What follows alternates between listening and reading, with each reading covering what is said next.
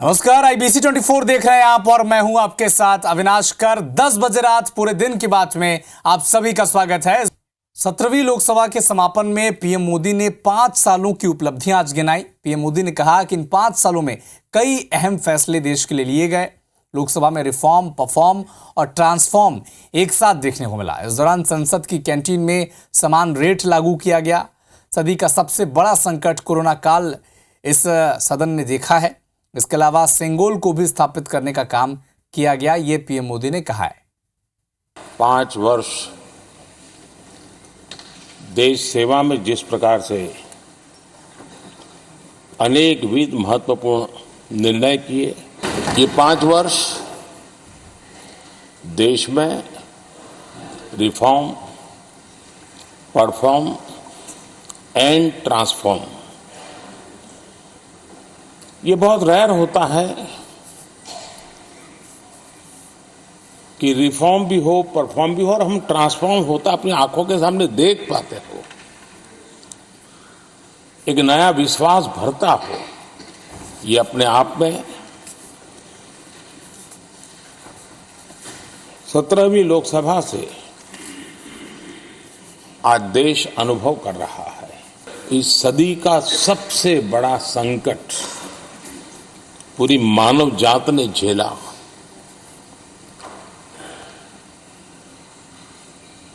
कौन बचेगा, कौन बच पाएगा, कोई किसी को बचा सकता है कि नहीं बचा सकता, ऐसी वो अवस्था थी। सबके लिए समान रेट होंगे कैंटीन में, और सांसदों ने कभी भी विरोध नहीं किया, शिकायत भी नहीं की।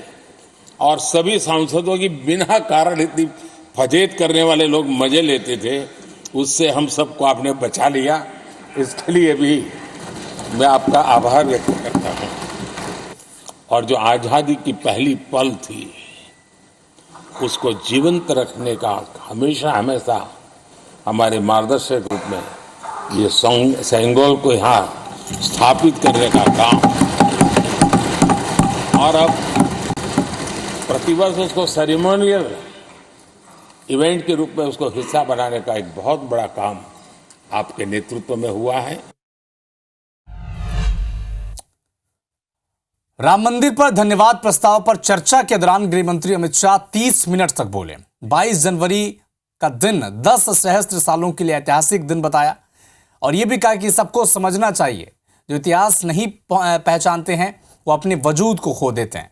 शाह ने कहा कि 22 जनवरी का दिन 1528 से शुरू हुए संघर्ष और अन्याय के खिलाफ आंदोलन के अंत का दिन है। शाह ने यह भी कहा कि राम मंदिर से अनभिज्ञ होकर कोई भी देश का इतिहास नहीं पढ़ सकता, और जो राम के बिना इस देश की कल्पना भी नहीं की जा सकती। जो राम को नहीं जानता समझता, वो इस देश को नहीं समझ सकता।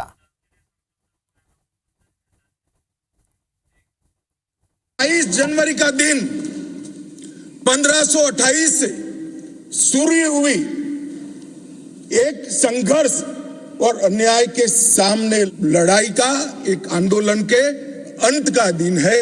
1528 से चली हुई ये न्याय की लड़ाई यहाँ पर समाप्त। जो लोग राम के अलावे भारत की कल्पना करते हैं, वो भारत को नहीं जानते, वो हमारे गुलामी के काल का प्रतिनिधित्व करते हैं। 22 जनवरी के दिन मां भारती को विश्व गुरु के मार्ग पर ले जाने को प्रशस्त करने वाला दिन मान्यवर बनने वाला है। जो इस देश को पहचानना चाहते हैं, जानना चाहते हैं, जीना चाहते हैं, राम और रामचरित मानस के बगैर वो जी ही नहीं सकते। राम का चरित्र और राम ये देश के जनमानस का प्राण है। इधर पत्थलगांव के कांसाबेल में रायगढ़ लोकसभा प्रबंध समिति की बैठक हुई और इस बैठक में सीएम साहब भी शामिल हुए। इस दौरान कार्यकर्ताओं को उन्होंने संबोधित किया और कहा कि यहां जीत का अंतर 3 लाख से पार करना है इस बार, क्योंकि 2 लाख की बढ़त से वे 10 साल पहले ही दे चुके हैं। इस मीटिंग में सैकड़ों कांग्रेस कार्यकर्ताओं ने भी बीजेपी का दामन थामा। मुख्यमंत्री साय ने पार्टी का गमछा पहनकर कार्यकर्ताओं का स्वागत किया। मीटिंग में रायगढ़, जशपुर और सारंगगढ़ के पदाधिकारी शामिल हुए।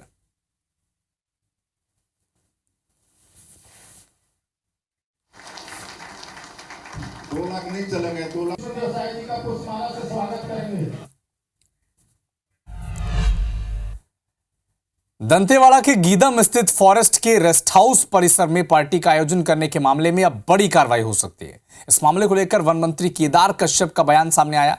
कहा कि इस मामले में जो भी कर्मचारी दोषी होगा उस पर कार्रवाई की जाएगी। उन्होंने पार्टी आयोजक कांग्रेस नेता शकील रिजवी पर विधि सम्मत कार्रवाई का भरोसा दिलाया। बता दें कि 2 दिन पहले रात के वक्त गीदम रेस्ट हाउस परिसर में कांग्रेस नेता ने बिना अनुमति के एक पार्टी का आयोजन किया था। इस मामले में गीदम के एसडीओ और रेंजर को पहले ही नोटिस जारी कर दिया गया है। आयोजक शकील ने विभाग का नोटिस लेने से आज इनकार किया था, जिसके बाद अब वन मंत्री ने इस मामले में विधि सम्मत कार्रवाई का भरोसा दिलाया है। हाँ, उसकी जांच करवा करके उसके ऊपर जो भी दोषी होगा उस पर कार्रवाई करेंगे। उन्होंने बीट गार्ड को भी भगा दिया है, उन्होंने नोटिस देने से मना कर दिया है। ऐसे में क्या पुलिसिया मदद लेंगे क्या? जो भी विधि सम्मत कार्रवाई होगी वो कार्रवाई करेंगे।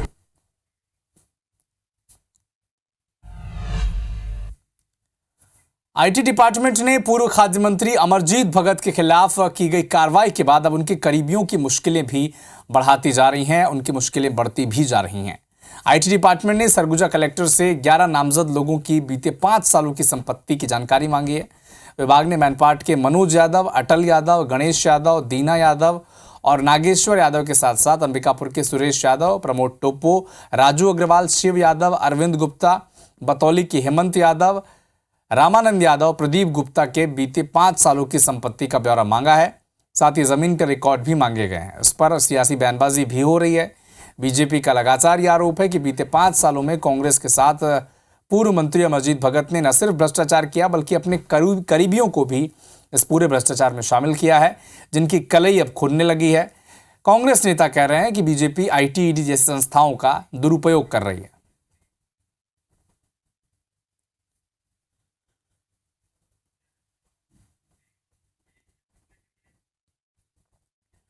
तो अमरजीत भगत ऐसा लगता है कि 5 साल केवल धन कमाने में, भ्रष्टाचार करने में लगे रहे।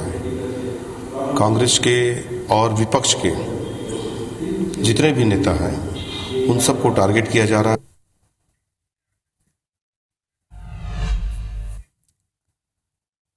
राहुल गांधी की भारत जोड़ो न्याय यात्रा अंबिकापुर से भी होकर गुजरेगी, जिसकी तैयारी को लेकर पूर्व डिप्टी सीएम टीएस सिंहदेव ने अब कार्यकर्ताओं के साथ बैठक की है। इस बैठक में सिंहदेव ने कहा कि बीजेपी देश के स्वरूप को बदलना चाहती है, जिससे देश को खतरा है। जिस तरह पाकिस्तान में चुनाव हो रहे हैं उसी तरह चुनाव का ट्रेलर चंडीगढ़ में भी देखने को मिला है। यहां अल्पमत में होने के बाद भी चुनाव के परिणाम बदलने की कोशिश की गई है। पाकिस्तान में चुनाव हो रहे हैं, वहां के हालात देखिए, और हमने उसके पूर्व एक ट्रेलर के रूप में चंडीगढ़ के चुनाव को देखा।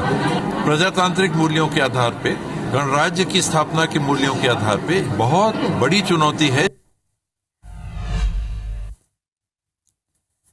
11 फरवरी को झाबुआ में आयोजित जनजातीय सम्मेलन में प्रधानमंत्री नरेंद्र मोदी शामिल होने जा रहे हैं और इसकी तैयारी का जायजा लेने के लिए मुख्यमंत्री डॉक्टर मोहन यादव वहां पर पहुंचे। मुख्यमंत्री ने अधिकारियों को व्यवस्था दुरुस्त करने के निर्देश दिए, कार्यकर्ताओं को भी पूरी तरह से जुट जाने के निर्देश दिए हैं। सीएम ने कहा जिसे जो भी जिम्मेदारी मिली है उसे वो पूरा करे। आयोजन हमारे लिए कुंभ मेला जैसा होना चाहिए। यहाँ की व्यवस्था देख करके मुझे संतोष है, जिस प्रकार से प्रबंधन किया जा रहा है। निश्चित रूप से कल का कार्यक्रम एक नया इतिहास बनाएगा। मैं और पूरी प्रदेश की 8.5 करोड़ जनता, हमारे सारे अधिकारीगण सारी व्यवस्थाओं को चाक चौबंद करते हुए पलक पावड़े बिछा करके इंतजार कर रहे हैं। निश्चित रूप से कल हमारा झाबुआ एक नया इतिहास रचेगा। मोदी सरकार की अग्निवीर योजना को लेकर कांग्रेस ने सवाल उठाए हैं। एमपी यूथ कांग्रेस के प्रदेश अध्यक्ष डॉक्टर विक्रांत भूरिया ये कह रहे हैं कि यूथ कांग्रेस अग्निवीर योजना के खिलाफ जय जवान अन्याय के विरुद्ध अन्याय का युद्ध अभियान चलाएगी और युवा कांग्रेस अभियान के तहत बेरोजगारों के बीच जाएगी। विक्रांत भूरिया ने बताया कि वे अभियान के तहत योजना में छले गए युवाओं को राहुल गांधी से मुलाकात भी कराने जा रहे हैं। सिर्फ 4 साल के लिए अग्निवीर युवाओं के नाम पर युवाओं को उसमें शामिल करना और उसके बाद 4 साल बाद उनको बेरोजगार कर देना, ये बिल्कुल भी नैतिक नहीं है और देश की सुरक्षा के साथ बहुत बड़ा विश्वासघात है। इसके विरुद्ध में हम जय जवान आंदोलन शुरू कर रहे हैं, जो 31 जनवरी को बिहार से शुरू हुआ था और इसके माध्यम से हम हर उस अग्निवीर तक जाने का जो बनना चाहते हैं उन तक प्रयास करेंगे।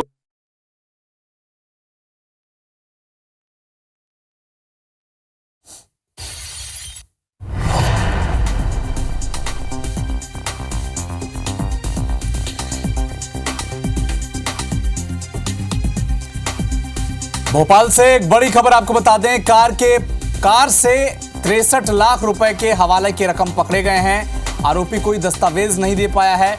आरोपी कार ड्राइवर नरेंद्र अग्रवाल से पूछताछ जारी है। कोई फिजा थाना पुलिस ने कार्रवाई की है। एक बड़ा अपडेट आपको भोपाल से बता दें, कार से एक बड़ी रकम पकड़ी गई है। हवाला के 63 लाख रुपए कार से बरामद किए गए हैं। आरोपी के पास इस रुपयों से जुड़े कोई दस्तावेज नहीं है और आरोपी कार ड्राइवर नरेंद्र अग्रवाल, उसे लगातार पुलिस अब पूछताछ कर रही है। कोहे फिजा थाना पुलिस ये कार्रवाई ने उसने किया है। 63 लाख रुपए कार से बरामद किए गए हैं हवाला के और इसके दस्तावेज कार ड्राइवर नहीं दे पाया है।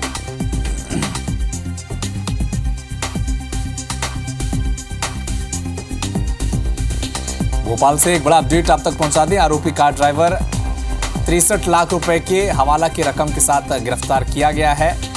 दस्तावेज उसके पास इन रुपयों के हैं नहीं, पूछताछ उसकी जारी है। ऑनलाइन ठगी के खिलाफ रायपुर पुलिस ने एक बड़ा एक्शन लिया है।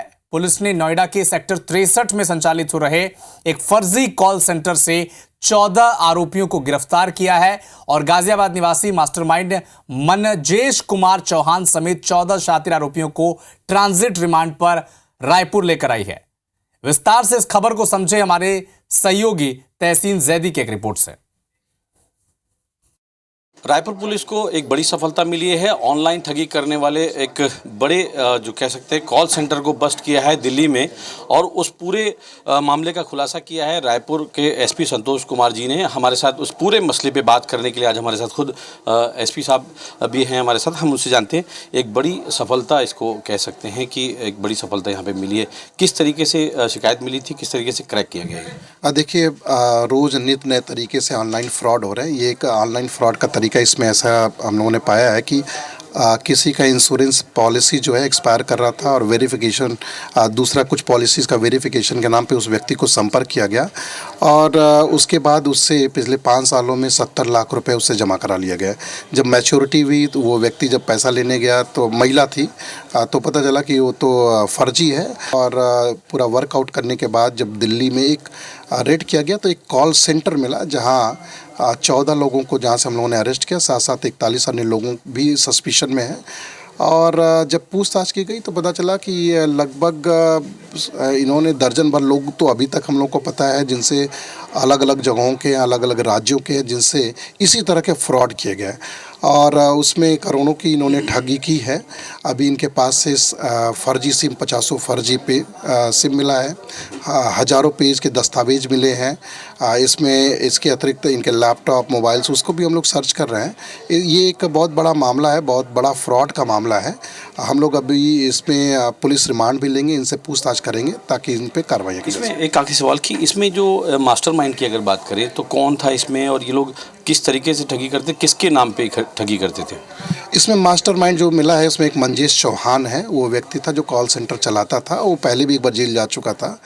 ये लोगों को जो है जिसका पॉलिसी एक्सपायर कर जाता था उसको डिटेल ये लोग वेबसाइट से लेके उसको संपर्क करते थे और ऐसे व्यक्ति को उसको भरोसा दिलाते थे कि ये आपको ज़्यादा क्लेम दिलाएंगे, आप अगर रिन्यू कर लेंगे या आपको कुछ और प्रीमियम हम आपको डिस्काउंट कर देंगे। और उसके बाद उस व्यक्ति को कन्विंस करते थे, वो पैसा डिपॉजिट करते जाता था। अलग अलग बैंकों में फर्जी बैंक अकाउंट्स में लोग पैसा जमा कराते थे।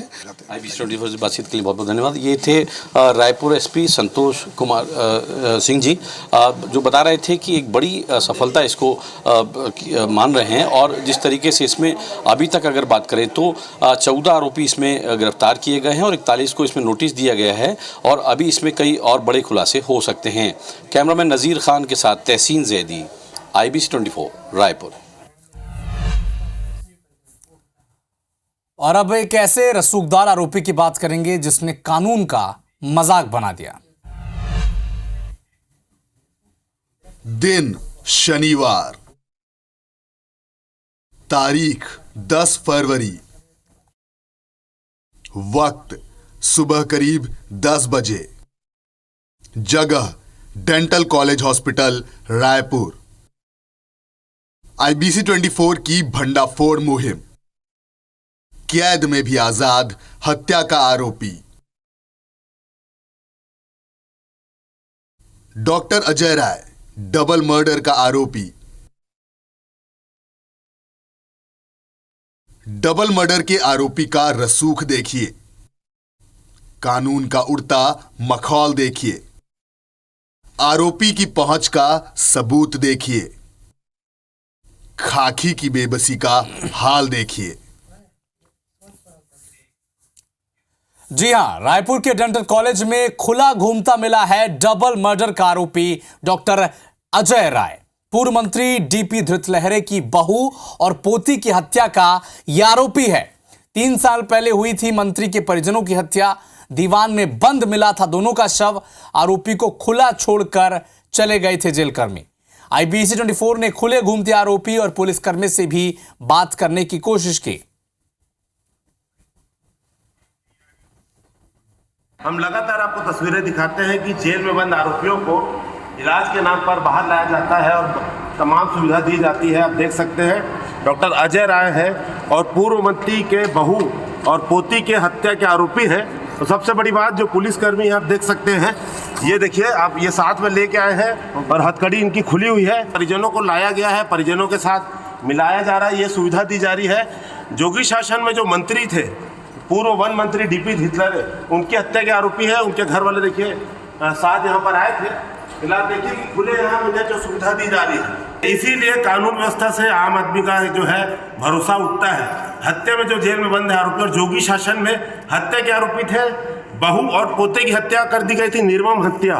आप सोचिए, उसके आरोपी है ये, उन्हें क्या सुविधा दी जा रही है? बाहर का खाना खिलाया जा रहा है, परिवार से मिलाया जा रहा है, मोबाइल में फोन में बात कर रहे हैं। सोचिए क्या होता है पैसे के दम पर कि क्या क्या सुविधा दी जाती है। तो बड़ा खुलासा किया है, उम्मीद करते हैं इस पर कोई कार्रवाई होगी। और बड़ा सवाल ये भी खड़ा होता है कि जब इन्हें बाहर ये सब सुविधा मिलती है तो जेल में सोचिए कितनी सहूलियत मिलती होगी। इसीलिए ऐसे लोग अपराध करते हैं और चैन से अपने जीवन का गुजर बसर भी कर लेते हैं। ये आम आदमी होता तो उसकी चप्पलें घुस जाती छोटे अपराध में और वो बाहर भी नहीं निकल पाता।